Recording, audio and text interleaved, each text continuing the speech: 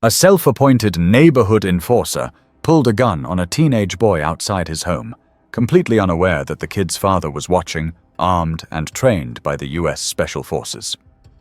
Terrence Brooks wasn't looking for trouble. That chapter of his life was behind him. At 42, he had done his time. 2 decades with the US Army Special Forces, countless missions overseas, a chest full of medals he never talked about, and more stories than he'd ever share with anyone except maybe his son, Dorian. He just wanted normal.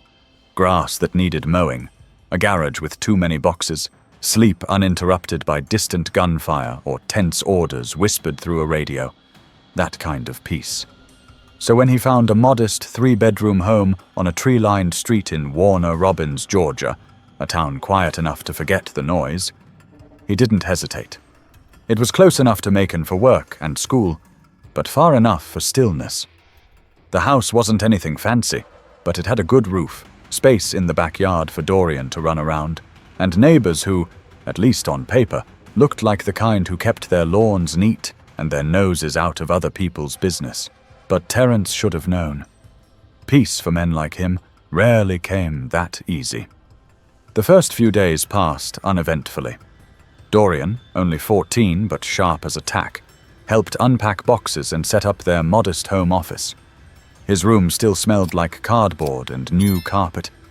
He was excited. New school, new start. No more moving from base to base. But Terrence noticed it quickly. The way people slowed down when they drove past their house. How a woman walking her golden retriever glanced at them, then crossed the street. How a delivery guy hesitated before knocking, even though the porch light was on. Dorian noticed too. He didn't say anything, just gave his dad a side glance when a pickup truck slowed down again one morning, the driver barely blinking, just staring. It was the same truck they'd seen the day they moved in. Beat-up red Ford, loud engine, American flag bumper sticker, the kind that left more smoke than it should. "Again?" Dorian asked, still brushing crumbs off his hoodie from breakfast. "Same guy," Terrence muttered. "Don't worry about it." Dorian raised an eyebrow. "Should I?" Terrence gave a half smile. "If I start worrying, I'll let you know." But Terrence was already watching. The truck circled back twice that week. Once it stopped completely a few doors down, and the man behind the wheel got out. Lean, white, maybe mid-50s, sunglasses too big for his face, and something holstered under his faded vest. The neighbors barely reacted. In fact, a few waved at him like they knew him. Terrence didn't wave. That weekend, Terrence installed 2 more security cameras, one on the porch, one above the garage. Dorian didn't ask questions. He just handed over the toolbox and grabbed the ladder when his dad needed it. There was no panic, no raised voices, just quiet tension, like something was being built out of dry sticks, waiting for one spark. Later that night, Dorian was brushing his teeth when he asked, "You think they'll ever stop looking at us like that?" Terrence paused before answering. "I think some people need longer to adjust to difference than others. Doesn't mean we stop living. You miss the base? I miss knowing who was watching my back." They didn't say much more. Dorian went to bed. Terrence sat on the edge of his own bed, scrolling through the camera feeds on his phone, watching the street, memorizing the patterns. Nothing obvious, but something was off. The red truck had parked a little too long. The same man walking the same dog at 9:04 every night. No kids playing outside, nobody knocking to say hello.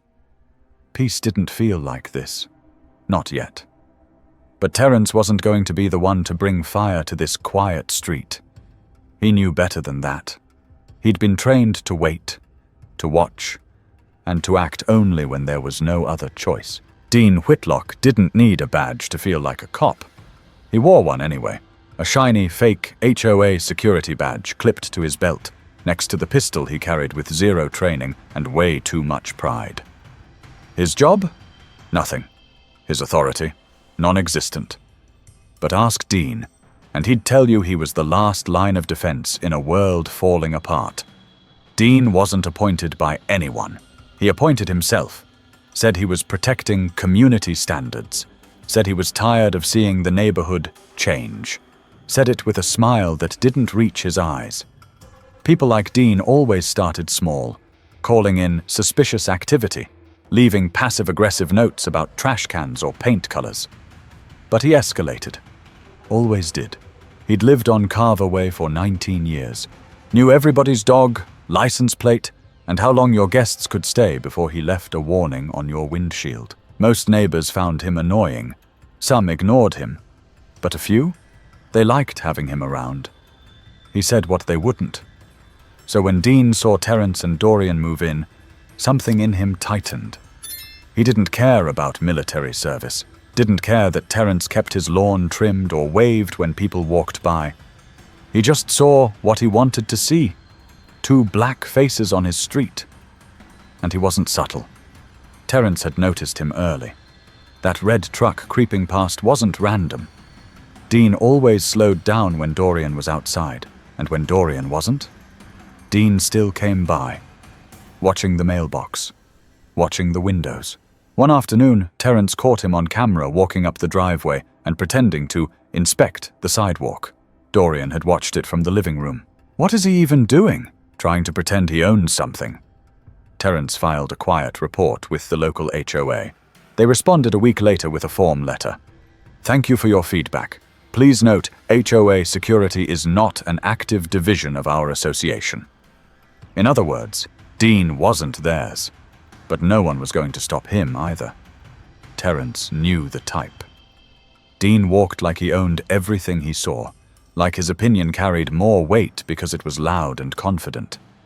He didn't recognize boundaries, because no one had ever made him. At the corner store, he introduced himself to Terence like he was reading from a script. You the new guy at 324? Dean asked, blocking the exit. Terence kept it civil. That's right. You get your mailbox approved? Terence raised an eyebrow. Didn't know I needed approval for a box. Well, there's a way things are done around here. We like to keep it looking a certain way. Terence didn't smile. I'm not here to disrupt your view. Dean chuckled, but it had teeth. Just letting you know. We had a lot of turnover lately. Not always the good kind. Terence didn't answer. Just walked past him, slow and silent. From that moment on, Dean decided Terence was a problem. Not because of anything Terence had done, but because he hadn't bowed. He hadn't played the part Dean expected. And Dean hated being ignored. A week later, Dorian was outside, fixing the bike chain on his mountain bike near the edge of their driveway. Dean pulled up and stared for a full minute before rolling his window down. You live here? He asked. Flat. Dorian stood up, confused. Yeah? You got proof? Dorian blinked. Excuse me? You heard me. Terence stepped outside at that point. Calm, but direct. Is there a problem here? Dean smiled like he was doing Terence a favor. Just checking on the neighborhood. You can check from your vehicle, Terence said. Dean opened his mouth, thought better of it, then drove off. Dorian exhaled. What was that? Exactly what it looked like. Why didn't you go off on him? Terence didn't answer right away. Because that's what he wants. That's what people like him count on. Me losing control so he can claim he was right all along. Dorian looked down. That's messed up. Yeah, Terence said. It is, but it wasn't over. Dean had already decided this wasn't about rules or property lines. It was about control, and he wasn't going to stop until someone made him. It was a Thursday afternoon. Warm, clear sky. Dorian had just gotten home from school, dumped his backpack on the porch, and grabbed his bike. He always spent at least an hour riding around the cul-de-sac. Nothing wild, just loops around the block to clear his head. Terence was inside, reheating leftovers and watching the Ring camera feed on his phone like he always did. Not paranoid, just cautious. Force of habit. Dorian pedaled up the street, turned at the corner, and came back down past the vacant house across from theirs.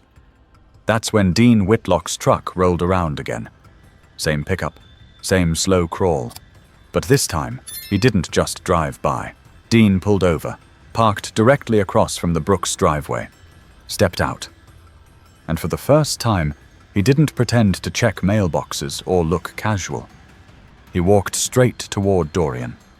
Dorian saw him coming and slowed his bike. Dean's hand rested on his hip, too close to the weapon strapped at his side. You don't live here. Dean said, flat and loud. Dorian squinted at him. I do. No, I don't think you do, Dean said. I've been watching. You've been wandering around other people's property. Dorian put his foot on the ground and stood tall. I haven't stepped off the sidewalk. Dean took another step closer. Sidewalk's part of the community, not just yours to use. Inside the house, Terence dropped his fork. He had already swiped open the camera app. He saw Dean's stance, the way his hand hovered, the way Dorian stiffened. Then Dean pulled the gun, not pointed straight, but angled down, like a threat without words. Terence moved. No panic, no yelling, just fast, efficient movement. He opened the safe near the living room, pulled his own firearm, a legally registered Sig Sauer, standard issue back when he was still active duty. He didn't run, just walked, calm, controlled. By the time he reached the front door, Dean had taken another step toward Dorian. You take one more step with that weapon pointed anywhere near my son, Terence said. And you won't get another one. Dean turned fast. Terence was standing at the edge of the porch, gun not raised but visible. Firm grip, steady voice. Dean opened his mouth like he had something clever to say, but nothing came out. His hand twitched on the pistol. Unclip it. Now, Terence said. Put it down. You've got 3 seconds. Dean didn't move. Terence took one step forward. Not fast, not loud, but with intent. Dean suddenly became very aware of the ring camera mounted above the door, of the neighbors peeking through their blinds, of the silence that had settled over the entire street. He unclipped the gun, placed it on the sidewalk, then raised both hands slowly, like he'd just remembered he wasn't invincible. Terence kept his voice even. Back up. 5 steps. Dean obeyed. 5 clumsy steps back. Sit, Terence said. Dean lowered himself onto the curb, trying to look defiant but failing. His face was red, his shirt stuck to his back. He looked small, outmatched. Terence turned to his son. You good? Dorian nodded, eyes wide but steady. I'm okay. Go inside. But... Go. Dorian walked toward the porch, glancing back twice before disappearing inside. He watched from behind the curtain, fists balled at his sides. Terence stood over Dean and called 911, calmly reported a man pulling a weapon on a minor, gave his name, address, and made it clear everything was being recorded. Dean didn't speak until the police cruiser pulled up 10 minutes later. Even then, he tried to flip the script. He was threatening me, Dean told the responding officers. I was defending myself, the officer looked at Terence. You have camera footage? Front angle, clear audio, Terence replied. Want me to airdrop it to you? They took Dean's weapon. Checked his ID. Turns out he'd been warned before about impersonating HOA authority. No actual charges ever stuck. Until now. The officers took statements. Dean was placed in handcuffs and put in the back of the car. Not aggressively, but firmly. As the cruiser rolled off, one of the younger officers gave Terence a long look. You handled that, differently than most would have. Terence didn't smile. I was trained for worse than this. But what shook Terence most wasn't Dean's gun. It was how many neighbors had watched it happen and stayed silent. The police cruiser hadn't even cleared the street before the neighborhood group chat lit up. Terence wasn't on it, but his next-door neighbor, Tanya Ramsey, was. She texted him screenshots, one message after another. Something's going on at 324. Anyone know why Dean was arrested? That new guy had a gun too, just saying. This is why background checks matter before people move in. Terence didn't respond. He just read every word, hands resting on the kitchen counter. Dorian sat at the table, arms crossed, chewing the edge of his thumbnail. You gonna say something to them? Dorian asked. No? Why not? They're talking like you started it. Let them talk, Terence said quietly. They weren't outside. They didn't see what almost happened. Dorian stood up. Restless. You should have let me say something. I had it under control. You shouldn't have had to. Terence replied, finally meeting his son's eyes. You're 14, Dorian. You don't carry that responsibility, I do. The silence between them wasn't angry, just heavy. That evening, Tanya dropped by with a plate of cornbread and a look of apology. She had lived there 12 years, knew Dean well enough to avoid him, but not well enough to speak up until now. Some of these folks, she said, lowering her voice, they've let him do this stuff for too long. You're not the first family he's gone after. Just the first one who didn't flinch. Terence didn't say much, just thanked her for the food and closed the door. The next day, someone spray-painted "Trouble" on Terence's trash can. Dorian saw it first and grabbed a sponge. I'll clean it. Terence stopped him. Leave it. Why? Because whoever did it wants to see us react. They want us rattled. We won't give them that. It stayed there for 2 more days until the city came and replaced the can. No one admitted to doing it. No one apologized. But the stares continued. At the local hardware store, people whispered when Terence walked past. One man, older in a camo hat, made a point of muttering, "Don't start none. Won't be none," loud enough for Terence to hear. Terence just kept walking. Dorian started keeping a pocket knife in his backpack. When Terence found it, they had their first real fight since moving. "You're not walking around armed," Terence said. "I'm not trying to start anything." "You're trying to survive the wrong way," Terence said, voice rising. "You think carrying a blade makes you safer. You think it gives you power. It doesn't. It gives them an excuse." "So what then?" Dorian snapped. "I'm just supposed to wait for the next Dean?" "You wait with your head up. You wait with your mind sharp. You move with discipline, not fear, not impulse. That's the difference between you walking away or not walking at all." Dorian didn't say anything after that. But he put the knife back in his drawer. The story began to spread outside the neighborhood. Someone had leaked the ring footage anonymously. First on Facebook, then Reddit, then a small local news outlet picked it up. The clip was short, just under a minute. Dean's voice was clear, the gun visible. Terence's calm response. Dorian's stillness. It didn't need commentary. The images said enough. Public reaction split like dry wood.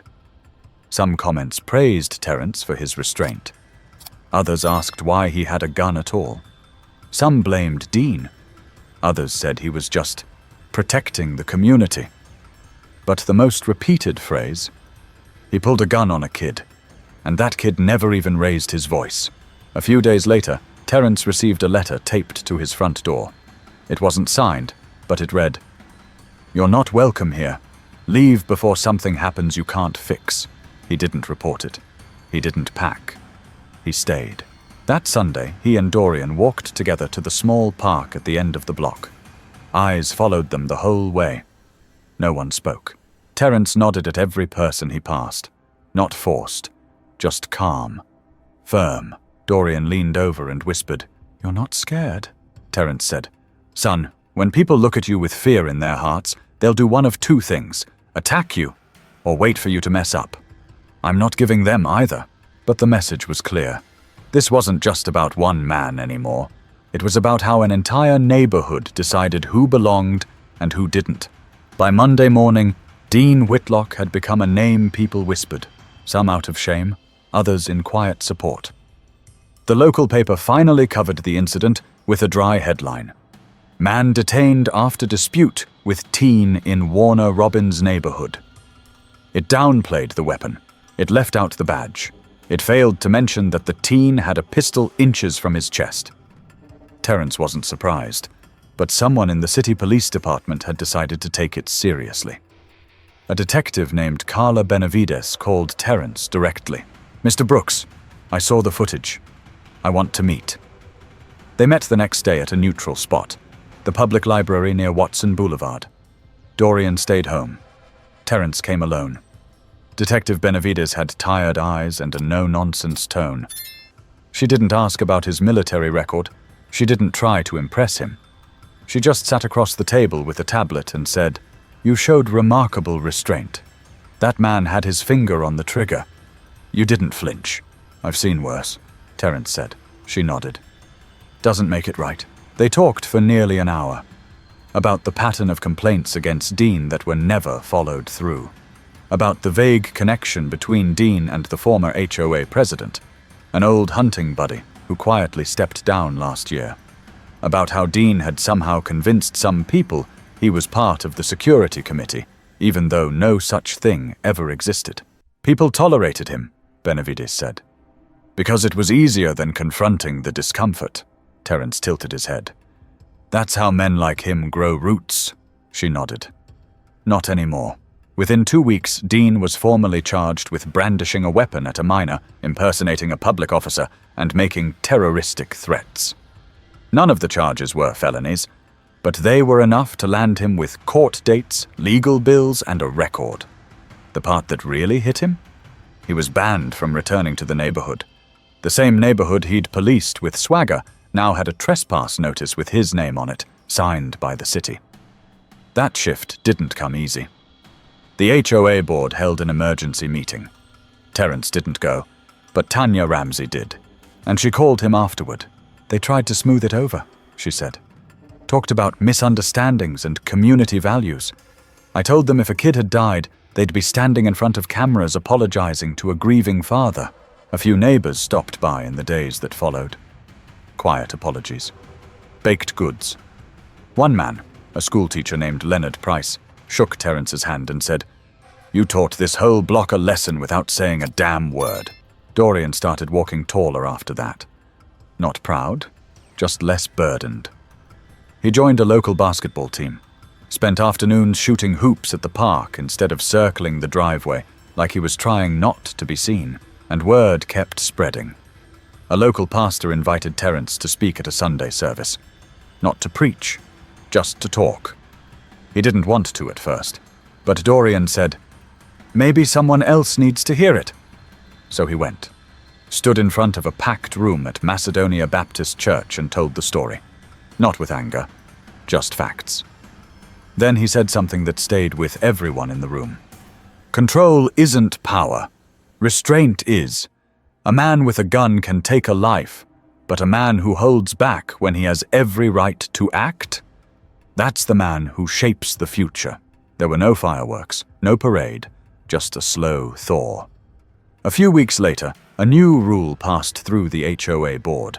Anyone seen impersonating security or harassing residents without just cause would be reported directly to law enforcement. No HOA approval needed. It wasn't a revolution, but it was a start. Terence stood on his porch one evening, arms crossed, watching Dorian walk back from practice. Hoodie up, earbuds in, unbothered. Tanya called out from her yard, "Your boy's got some speed." Terence smirked. "He gets it from his mom." Dorian laughed when he heard that. But even with Dean gone and policies changed, Terence knew this wasn't the end. It was just the first time someone made the neighborhood look at itself. The calls slowed down, the stares faded. The garbage can was no longer defaced, and the neighborhood group chat, so lively during the chaos, quieted into birthday announcements and dog-sitting requests. Life, it seemed, had moved on. But Terence Brooks hadn't. Not completely.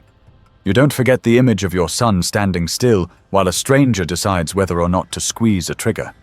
He'd seen a lot in his time overseas. Bombs buried in sand, doors kicked open in silence, decisions made in fractions of a second. But nothing hit like that afternoon on his own street. One evening, Dorian came into the living room holding a permission slip. "They want me to give a talk," he said. "At school. About the incident." Terence looked up from the newspaper.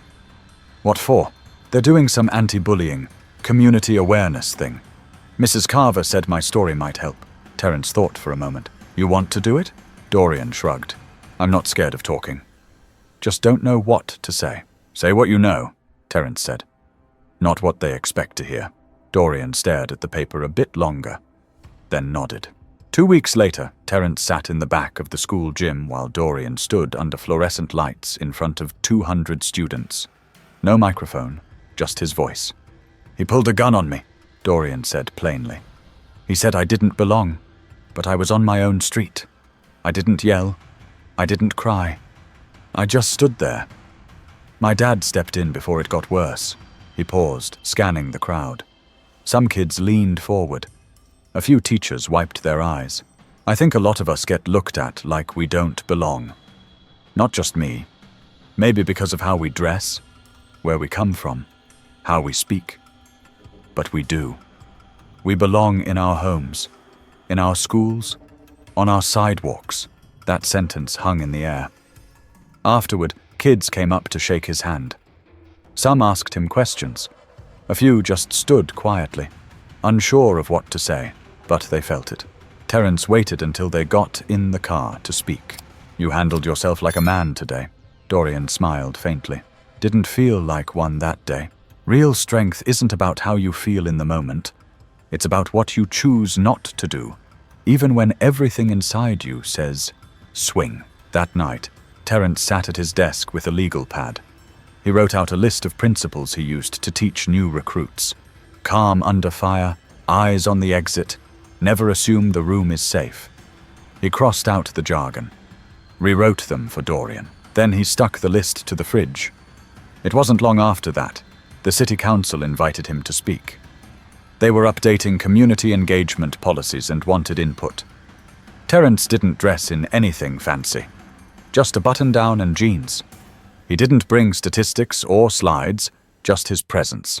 When it was his turn to speak, he stepped up to the mic and said, "I don't need to be protected from my own son. I need to know he won't be treated like a threat before he even speaks." A few heads nodded. A few didn't move at all. That didn't matter. He continued. "Some people think safety means making everyone who looks different feel watched. That's not safety. That's fear with a badge." After the meeting, a council member approached him and said, "You changed a lot of minds tonight." Terence didn't answer with thanks. Just said, "Let's hope they stay changed when the next kid is standing on the sidewalk." At home, Dorian was stretched across the couch, shoes off, watching an old kung fu movie with the sound too loud. Terence stood at the doorway, arms crossed, quiet. Dorian looked over. "What?" "Nothing," Terence said. "You're all right. You want me to turn it down?" "No, leave it." He walked to the kitchen, grabbed a beer from the fridge, and sat at the table. For the first time in weeks, his hands didn't feel tight. Outside, the porch light flicked on as motion sensors caught a squirrel or a breeze. Nothing urgent, nothing threatening, just light doing its job. But even with the peace settling in, Terence knew it came with a cost, one they'd both carry in ways the neighborhood would never fully see. It had been nearly 3 months since Dean Whitlock stood on the curb in handcuffs, red-faced and silent. In that time, Terence and Dorian settled into something close to normal. The lawn was always cut by Saturday afternoon. Trash bins lined the curb like clockwork. Neighbors waved a little more than before, some out of courtesy, some out of guilt. Dorian had grown taller. His voice was deeper, more sure. The way he carried himself had changed too. He still smiled, still joked. But there was something underneath it now. An awareness. Terence watched it quietly. There were moments, brief, quiet ones, when he'd catch Dorian staring too long out the front window, or pausing just a beat before stepping off the porch. It passed quickly, but Terence saw it. That imprint. The kind people carry even when the wound isn't bleeding anymore. One Saturday morning, they were in the garage organizing old gear. Dorian held up one of Terence's field packs. "You used to carry this every day?" Terence nodded. "Back when I had to. It's heavy." "It was supposed to be." Dorian slung it over his shoulders, wobbling a bit. "I couldn't run a mile in this." "You don't need to," Terence said. "You're not fighting my wars." "But sometimes it feels like I'm still in one," Dorian muttered, almost to himself. Terence paused, then looked him square in the eyes. "You are. It's just a different kind." Later that afternoon, they sat out on the porch, both drinking lemonade, the sky bruised with late sun. An older couple walking their dog waved. Terence waved back. Dorian gave a nod. Then Dorian said, "Do you think Dean ever really thought I was a threat?" Terence didn't answer right away. "I think Dean didn't care what was true. He cared about what made him feel in control. You were standing in the way of that." That's all it took. Dorian sat back, legs stretched, and he still didn't say sorry. People like that rarely do, Terence said. So why didn't you do more? Dorian asked. Like, really go after him? Terence turned to him. Because justice isn't always about punishment. Sometimes it's about exposure. Dean's gone. His lies are public. People know what he did. And you're still here. Dorian thought about that. Feels like a small win. It always starts small. Then it grows. That evening, Terence typed something on his phone while sitting at the kitchen table. A post for a neighborhood forum he'd never used before. To those who watched and said nothing, silence isn't neutral. To those who stood up after it happened, thank you. To the ones still unsure where they stand, ask yourself what you'd do if it had been your child on that sidewalk. He didn't send it. Instead, he called Dorian into the kitchen and read it aloud. Dorian smiled. That's good, Terence said. I think I'll let the living speak louder than the words. Dorian nodded. That's what you've been doing. There was no perfect ending to the story. No big ceremony, no viral redemption arc. But the porch stayed quiet. Dorian went to school each morning without checking both sides of the street. He stopped glancing at the ring notifications on his dad's phone. He slept deeper, laughed louder, and Terence, he stopped keeping his pistol near the front door. He moved it back to the bedroom safe, where it belonged. Not because he didn't believe it might be needed again, but because he believed, for the first time in a long time, that maybe it wouldn't. In the end, they had claimed more than a house, more than a patch of land on a Georgia street. They'd claimed space, dignity, the right to exist without fear. And that, Terence thought, was worth more than any headline or court ruling. Because the real victory isn't surviving the fire. It's staying human through it. If this story meant something to you, share it. Let others hear it. Let the silence break. And if you're not already subscribed, stick around. These stories matter.